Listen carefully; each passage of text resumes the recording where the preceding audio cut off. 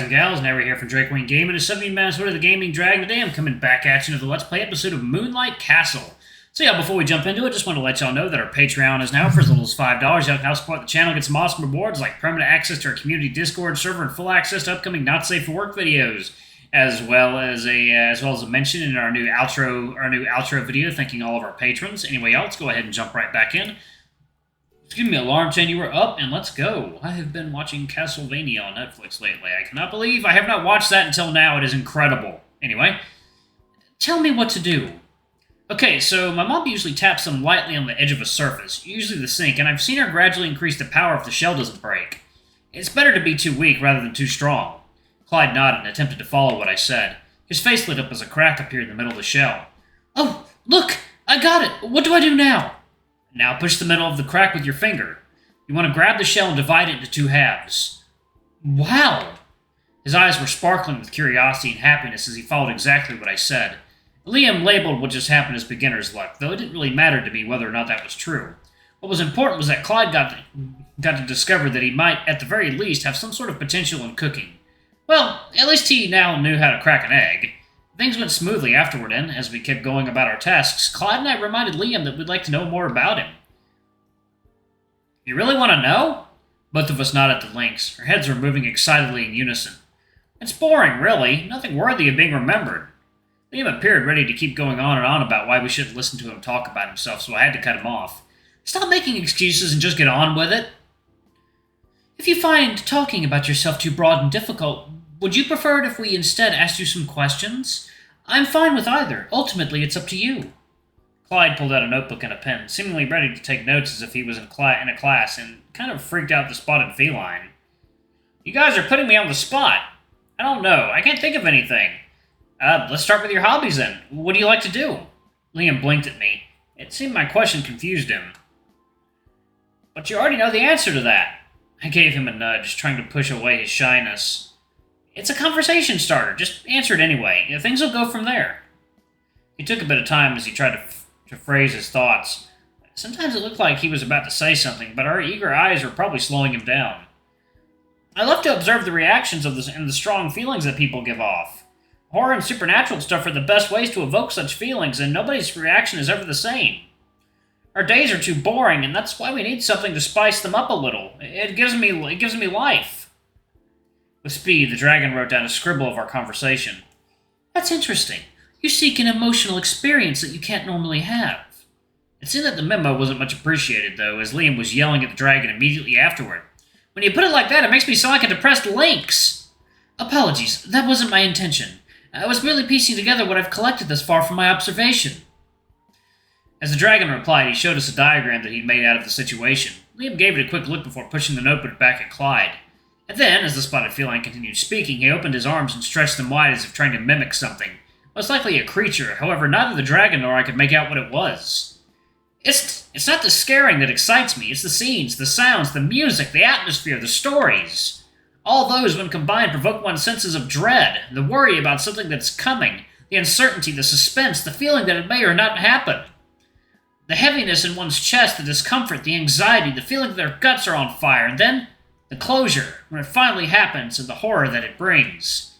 They scream, they jump, or they simply stare. Their eyes, however, widen and their bodies shake as the fear sends shivers down their spines, themselves completely engulfed in the essence of terror. Okay, so Liam's a complete fucking sociopath. I can't say I have a deep understanding regarding such an experience, but you seem to possess a very passionate outlook and a way to convey your thoughts and feelings. I think it's nice to hear you speak about your interests. Clyde gets it. See that, Liam? What you just said? That's what I wanted to hear. I agree with Joel. You seem pretty capable of holding a conversation and dishing out a topic of your interests. Second, y'all. Water time.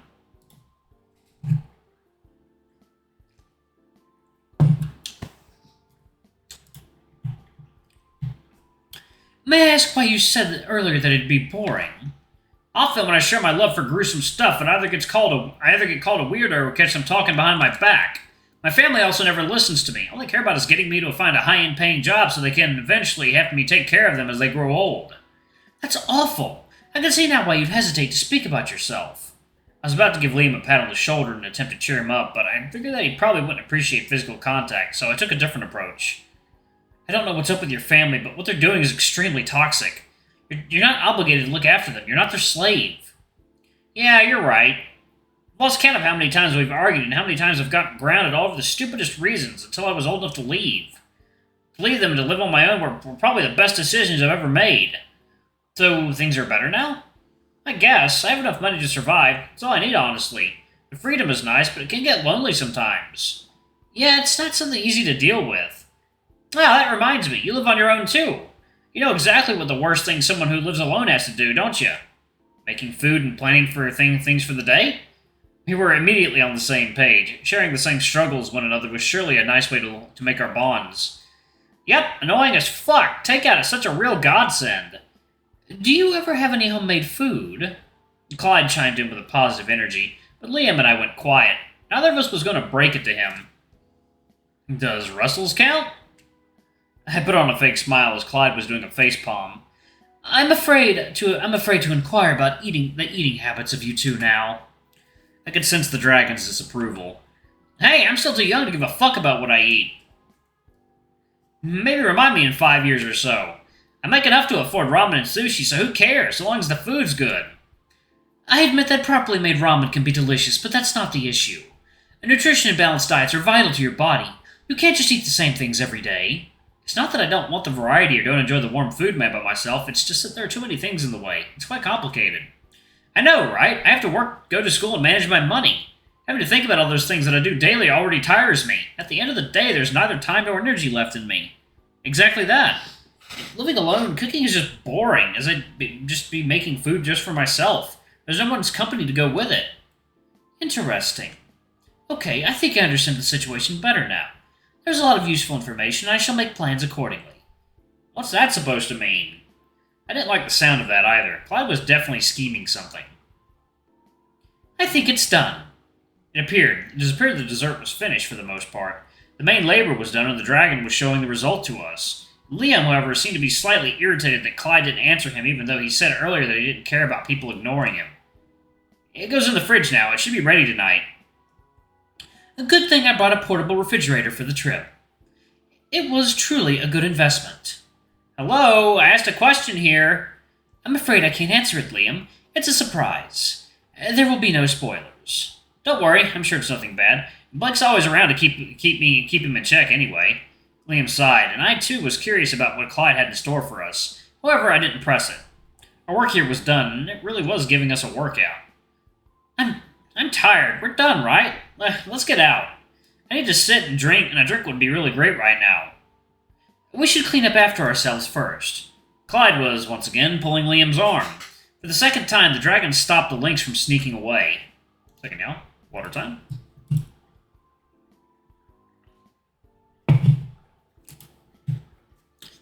Oh yeah, I meant to do that. Completely forgot about it. Judging by his tone, I was sure that Liam was lying. He probably couldn't wait to leave the kitchen. It was so obvious that even the dragon sighed. Fine, you may go ahead and leave. Please tell the others that we're done so that they may begin their preparation. When the lynx heard that, his face lit up. Eager to skip the cleaning duty, he was happy to oblige. I'll do that then, thanks. Then soon after, Clyde and I started cleaning the place.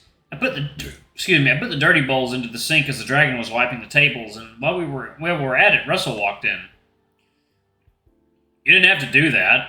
Of course we had to. It wouldn't be fair to leave behind the mess, especially not after you were kind enough to let us use your kitchen. And you weren't expecting anything in return, either. It's the least we could do. Russell huffed and promptly left the room, only to return with a small cart that was full of cleaning supplies. Quietly, he joined us in cleaning the kitchen, which really helped to speed up the process. Are you doing this because I was angry at you? No, I was planning to clean up the place regardless, but I do feel bad for making you upset. I may have overreacted a bit.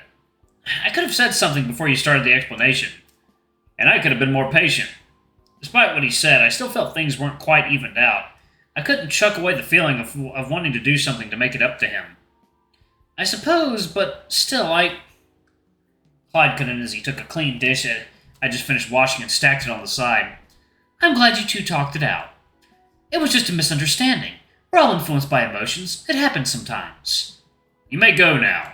The hardest part is done. Please let me do the rest. I dropped the tools in the sink and stepped away. Soon Clyde did the same, and the two of us headed for the door. As I was exiting the kitchen, I gave Russell a reminder to join us once he was done with the cleaning. We're gonna have a good time. Please try to be fast, okay? As I returned to the front, I took a look around the place, and it seemed everyone was still there. They were talking in small groups and mostly minding their own business. Ryan was sitting with Patrice, and I assumed that the bear was waiting for me to come back. Well, how did it go? I want to hear the bad part first. You'll be disappointed because there wasn't any. Well, that's good to hear. Where's Russell? My cup is empty. I need a refill. Patrice raised the cup towards me, and I could smell the beer that used to be in there. We're getting ready to leave. Save it for the real party. The bear gently lowered the tiger's arm and then stood up himself. I'm gonna check our rental van. Meet me outside when you're ready to go. Wait! I tugged his shirt, making him turn around and face me. Are you feeling any better? He cracked a smile and patted my head. I am. No worries. I was just tired. Nothing that a few drinks and a chat with my friends couldn't fix. We're ready to go whenever. The bear then proceeded to wobble away and headed for the van. He's so carefree sometimes. Makes me jealous. It's just that some of us just think too much. Well, I guess some things are just hard to let go. That's a can of worms I don't want to be bothered with at the moment. Sorry. By the way, Dylan was looking for you. I had an awkward laugh. This was a can of worms that I didn't want to deal with at the moment. Really? That guy pisses me off so much. I was worried for him, and I tried to ask him what happened, yet he barely acknowledged me. He didn't even bother to answer me. Instead, he just asked me where you were. And when I told him that you were cooking some stuff in the kitchen, he just turned around and left. Maybe he was having a bad day. I don't know. Usually he tells me what's on his mind, but today is different. Something must have happened. I can see it. And he's purposely hiding it from me. I don't think that's necessarily a bad thing. Sometimes I don't open up to everyone either. But he just doesn't talk at all. He holds everything and keeps it to himself, bottling it up, and then he gets mood swings because of it. Repressing feelings like that all the time isn't healthy, and I was only trying to help, hoping they'd just loosen up. Patrice stared at the empty cup inside. The tiger definitely wanted another drink, but the barista just wasn't there. Joel, please do me a favor and check on Dylan later. You must have caught his attention or something since he was looking for you specifically. Second, y'all. Water time.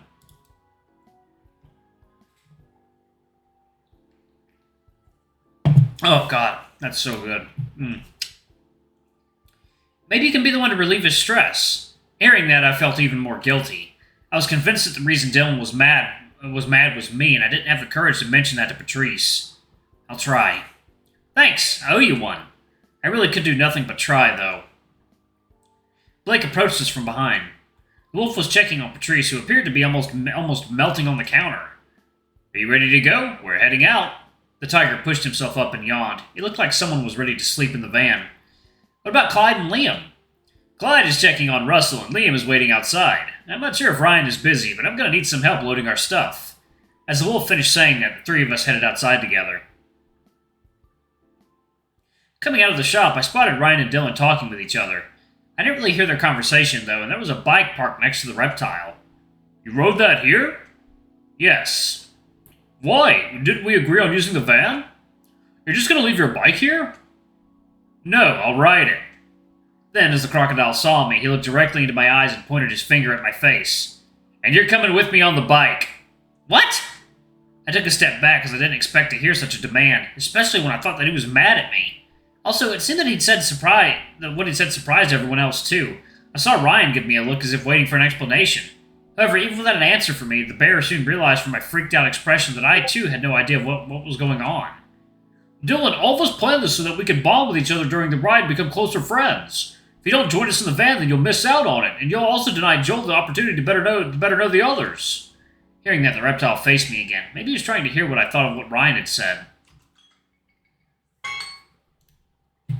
Alright, I'm going to go ahead and pause that right there. Anyway, y'all, thanks so much for watching. Don't forget to like, comment, subscribe, ring that notification bell, and check out our Patreon if you can. It always helps. Anyway, I love you all. I'll see you on the next video. Bye-bye!